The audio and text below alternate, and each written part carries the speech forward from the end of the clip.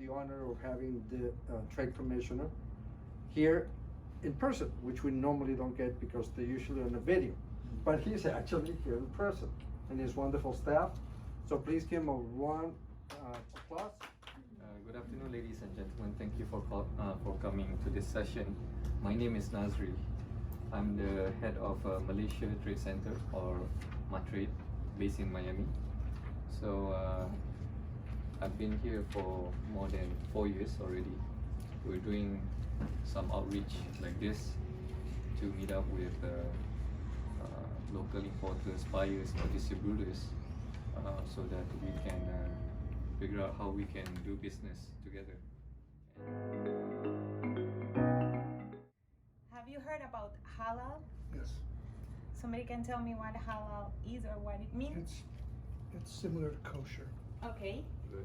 Okay, the difference. It's the way that's prepared. Yeah, Yeah. it's the difference between kosher and halal. It would be that halal is for Muslims, For right? everyone.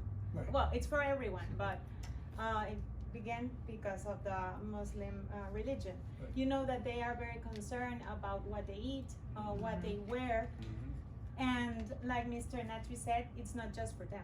We are also concerned about it. So there is an opportunity for everyone in the halal market. A lot of people, when we say halal, they just think about food.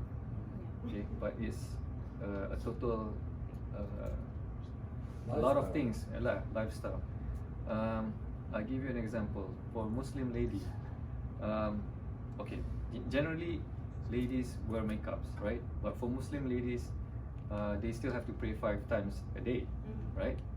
In order for you to pray, you have to take ablution, right? You have to clear your face, wash your hands, etc.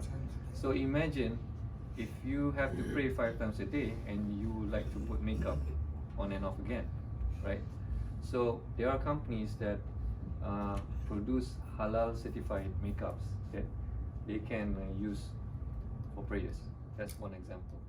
Yeah, so it's an opportunity. Well, no. We know that there is a corporation here in Florida, in Tampa, that is actually certifying halal businesses for them to be able to say that they sell halal products. Okay, it's the American Halal Foundation here in Tampa.